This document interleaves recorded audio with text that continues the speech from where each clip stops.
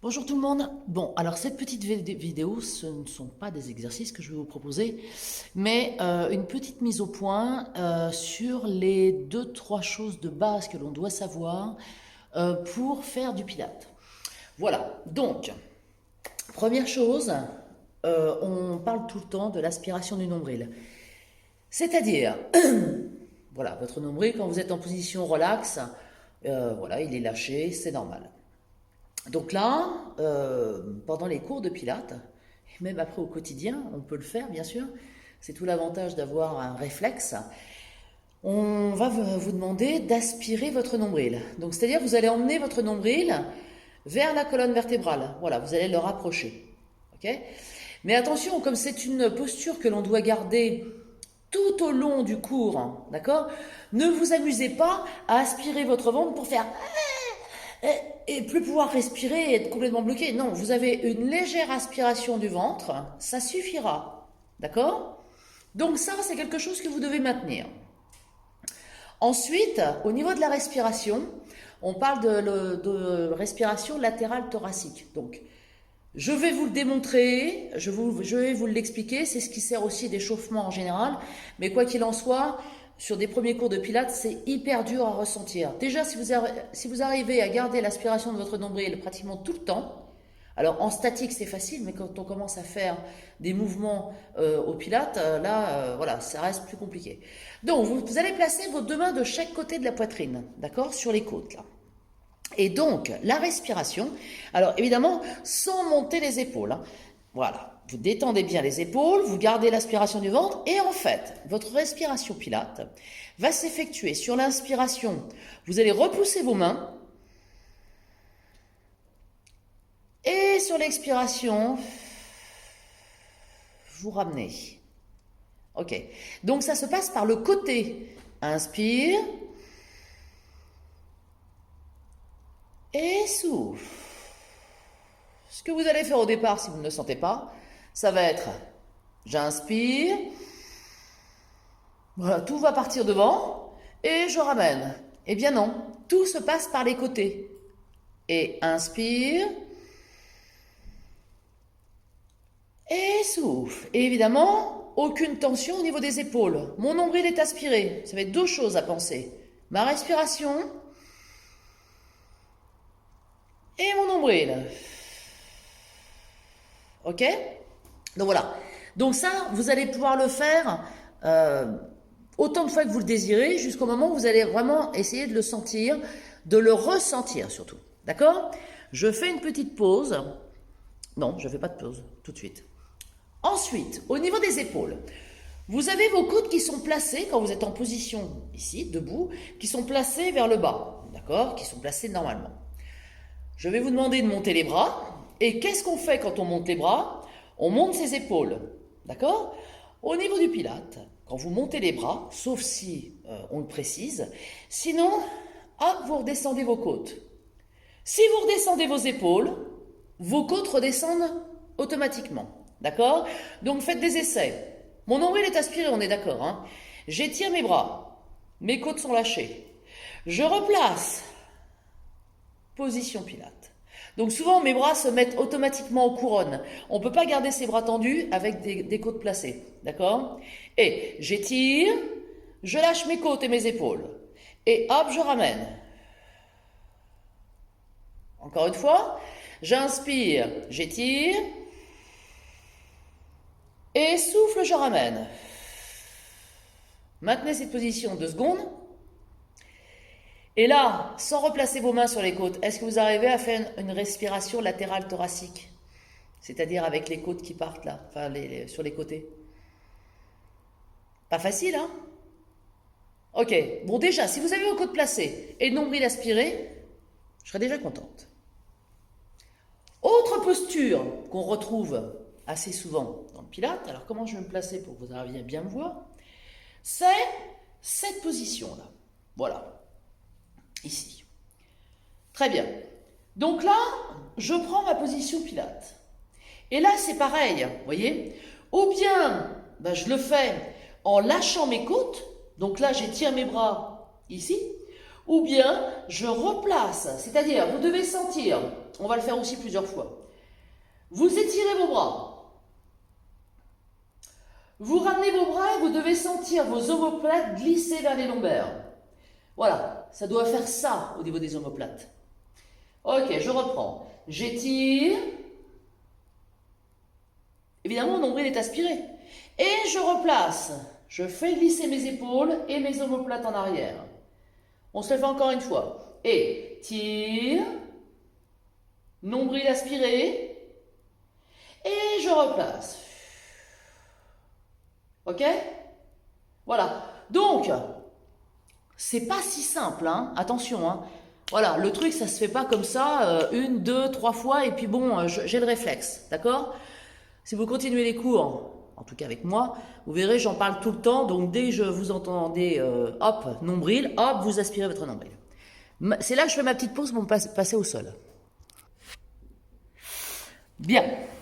Donc là, il va falloir que vous passiez au sol en même temps que moi pour avoir le ressenti de ce que je vais vous expliquer.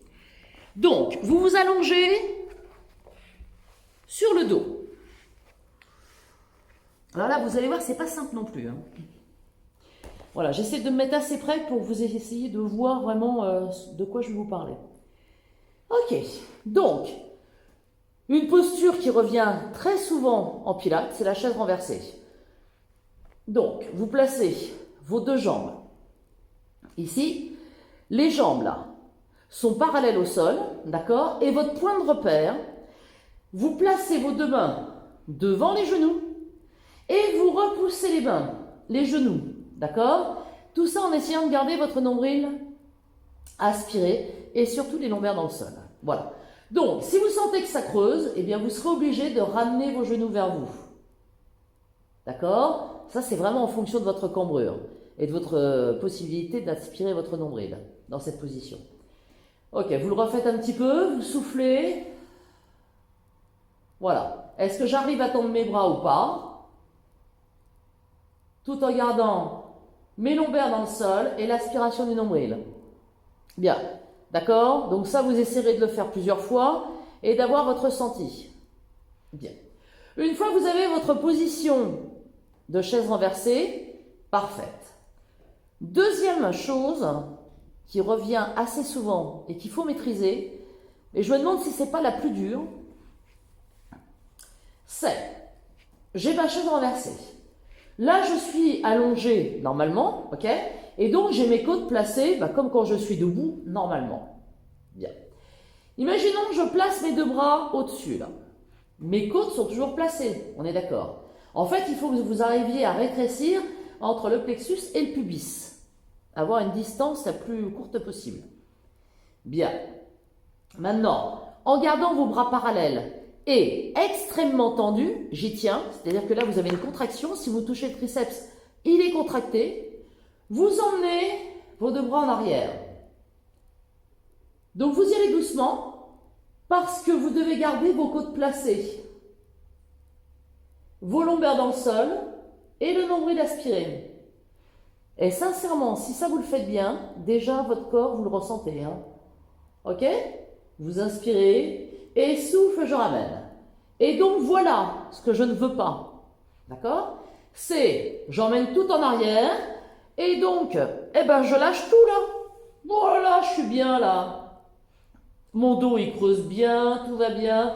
Mes bras sont mous et mon ventre est sorti et mes côtes sont lâchées. Bref, ça va pas du tout.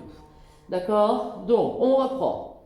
J'essaye d'emmener en arrière et donc je vais doucement parce que je vais garder mes côtes placées. Mon nombril aspiré, mes bras sont tendus et je ramène. Donc, c'est pratiquement impossible, si on le fait correctement, de poser ses bras au sol. Si on pose ses bras au sol, on lâche. À moins que vous soyez hyper souple des épaules, hyper doué, hyper tout, mais sinon, c'est compliqué. Allez, on le refait encore une fois. J'inspire. Ok, je maintiens mes côtes, mes bras tendus, nombril aspiré. Et souffle, je remonte. Ok, voilà. Ensuite, dernière chose, c'est la position sur le ventre. Et là, le plus compliqué, c'est vraiment de ressentir son nombril. D'accord? Donc, la seule chose possible, imaginons, je vous demande d'avoir les 2 jambes tendues, les 2 bras tendus. Si je vous précise, on étire les bras, dans ces cas-là, les côtes seront lâchées. Sinon, eh bien c'est pareil, on doit ramener les épaules en arrière et faire glisser ses omoplates. C'est comme sur la position précédente, quand on est jambes pliées debout, c'est ça, faire glisser. Donc je reprends, là, hop, là j'étire, et hop, là je ramène. D'accord? Encore une fois, j'étire, je lâche mes côtes, et hop, je ramène. Vous gardez cette position qui est parfaite, avec les côtes bien en bas, et les épaules également. Et là, faites le test du nombril. Vous lâchez votre ventre. Et vous aspirez votre ventre. Vous voyez comme c'est difficile d'aspirer un nombril quand on a plat ventre? Lâchez. Et aspirez le ventre. Allez, encore une fois. Lâchez. Et aspirez le ventre. Et en fait, ce qui est important dans cette position quand on est sur le ventre, c'est que souvent on va travailler son dos, d'accord? Et si on lâche son ventre, évidemment il y a plus de risques au niveau des lombaires.